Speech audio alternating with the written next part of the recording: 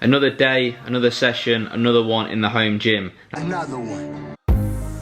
That's me, by the way. Literally look like I'm about to poo my pants. Anyway, today's session is a pull session and I will do a voiceover for this session. And a pull session, if you don't know, consists of training your back, traps, rear delts and biceps.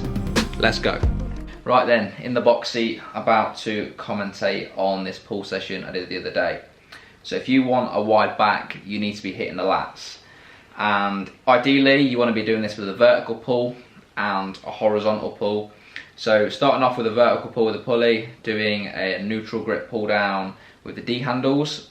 So I prefer this to a pronated grip just because I feel like I'm able to get the lat shorter. Whereas when I'm going with a pronated grip, I'm struggling to get my arm like really close into my body, and we know that arm adduction is one of the functions of the lat. So I actually prefer using the D handles. The reason why I prefer doing lats first in a pull session is just that as the session goes on, it's going to be harder for you to get the lat short. If your lat's already somewhat fatigued and you've done a lot of other exercises, your lat is like weakest and it's short in position. So if your lat's already quite fatigued, you're going to find it hard to get that lat short, which is why I go for a lat focused pull down first. Next exercise, I did an upper back row. So going forward, I'm not actually going to keep this programmed in. Because I've got a new pulley, I'm just kind of keen to use it all the time. So that's why I used it, and it ended up just being 2 high reps. And I can add more load, but because of what the pulley's on, I just feel that I don't want to add too much weight to it and end up pulling the roof down. It's probably capable of like taking more load, but I'm being a little bit cautious. I don't really need to be doing it, so I'm going to take that out and put a barbell row in. But cues with an upper back row, just keep your elbows high and wide.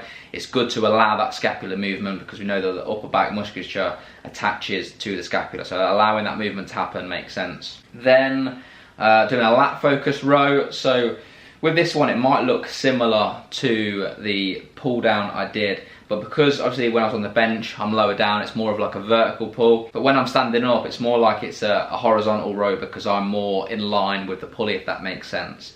A very similar movement though, I must admit, but you know, I've got a good connection to my lat with that. I'm not sure if I'm going to keep that in just because it feels quite similar to the pull down, but you know, I might go to like a dumbbell row again because I do quite like them as well. Anyway, then moving on to a lat pullover. I feel like a lot of people when they do these, when they say they can't connect to the lats, it's because they're engaging too much triceps.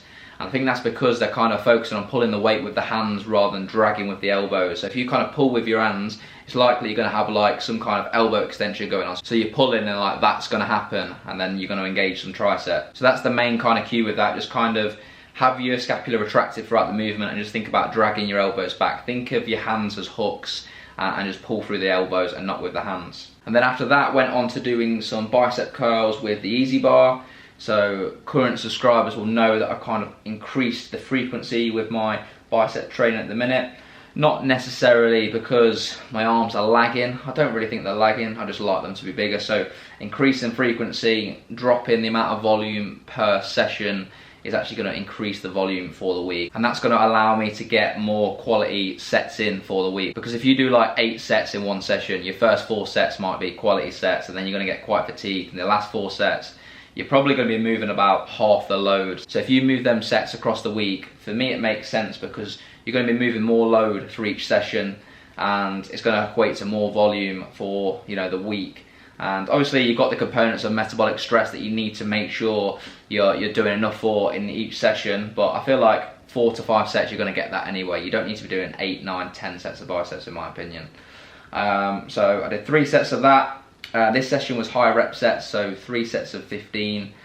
And yeah, so I've got a number of exercises I do. So on push pull days I hit biceps on both sessions, and I'll do push pull legs, rest, push pull legs. And so I've got 2 exercises for each session that I try and overload with. If I keep the same 2 exercises in for every session, I'm going to struggle to get stronger every day doing the same movement. It's just not going to happen. Like if I got stronger at the same exercise every session, you know, I'd have arms like Arnie, and let's be real, that's not going to happen. So having some variation obviously is good as well. We need to hit different rep ranges, different tempos, hitting them at different angles, and that's what's going to allow them to grow. We progressively get stronger, hitting a multitude of rep ranges, and hitting them from different angles, etc., like I've just said. Next exercise for this session was the spider curl. So having your arms out in front of you is going to make the exercise hard, and also we know that with shoulder flexion, that's something that the biceps are responsible for. So having a movement where your arms are out in front of you does make sense. So a spider curl is something I've never programmed in, so I just thought I'd try it. I felt like, it felt okay. I feel like I get a decent-ish muscle connection with my biceps, no matter what kind of curl variation I do, just because it's not really a complicated movement. It's literally elbow flexion, so there's not much you can get wrong other than like ego lifting and swinging the weight around. I've had a movement where I've had my arms out in front of me. I've usually opted for the preacher curl just because I feel like I connect really well to my bicep in that kind of strict position. But I thought it'd be good just to have a change in movements for my biceps, see how they respond to it. And after biceps, hit some rear delt. So with this one, it's just about keeping your shoulders protracted, keep them forward. So when you are bringing the weight back, don't let your scapula move and engage too much traps, because if you allow that to happen, yes, you will still hit a little bit of rear delt, but the traps are bigger muscle groups, so when it gets hard for your rear delts, your traps are just going to take over. So yeah, keep your shoulders forward, drive out. All you need to really think about, just think about bringing the weight out in line with the fibers of the rear delts. And after the rear delt flies, did some dumbbell shrugs.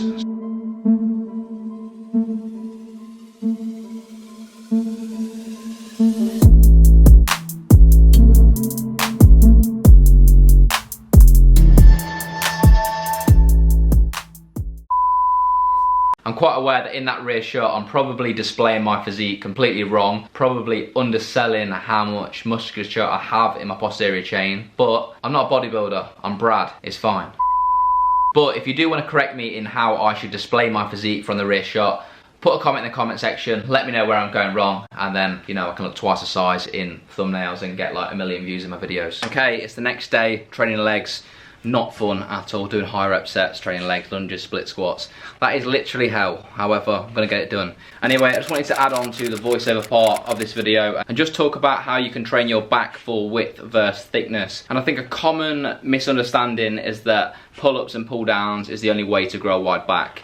And whilst they are very good exercises to build width in your back, like you need to focus on the lats, like I said earlier in the video, but you can also hit your lats in another way than just vertical pulls. You could do horizontal pulls. If you do rows where you keep your elbow close into your side and you're bringing the weight back and down, and really focus on that kind of shoulder extension element where you're really bringing your elbow back and down, that's going to hit the lats really well, because the lats is responsible for shoulder extension as well as arm adduction. So it's not just pull-ups and pull-downs that's going to help you get that V-taper look that a lot of people are after. And as for training back for thickness, rows are king. You need to develop your mid and upper back. So the cues I was talking about earlier in the video about scapular control and like a cue of keeping your elbows high and wide, that's going to really help develop your upper back. So if you pick exercises where you're covering that movement, where your elbows are high and wide, you're allowing protraction and retraction of the scapula and get that really good squeeze. If you pick a movement and get stronger with that, then you're going to get a strong upper and mid back, and that is going to show in your physique when you overload a movement over time. I'm talking in between my sets of this leg session and I'm struggling to breathe, so sorry if I literally sound a little bit erratic. Another point I wanted to talk about is density in your back. If you want that dense look in your back, then I think you need to include a hip hinge movement. To develop the erectors in your back, to me it just makes sense to do a heavy hip hinge. The reason being, like, if you do whatever hip hinge it is, whether it's a conventional deadlift, a sumo deadlift, a stiff leg deadlift, an RDL, a trap bar deadlift, like, your erectors will have to work so hard to stabilize you and keep your spine in a neutral position. So for me, like, a hip hinge movement is honestly key if you want that dense look in your back. Anyway, I need to finish this leg session. I need to stop waffling. So that was just a pull session that I am doing at home at the minute. Like I said earlier, I'm probably going to adjust it a little bit because there's a couple of movements that I don't think is optimal, but just a little insight into my training. Hopefully a few of you learned something from the video. That's the goal, to hopefully just pass on a little bit of knowledge to someone else to help them with their training. And yeah, nothing else really to add. Hopefully you enjoyed this video. Please leave a comment to let me know what you thought. Let me know if you prefer the voiceover type videos or when I'm kind of talking in between sets. It's good to know like what you guys enjoy. So I'm gonna leave the video there. Please, yeah, drop it a like, comment, subscribe, and I'll see you in the next one. Laters.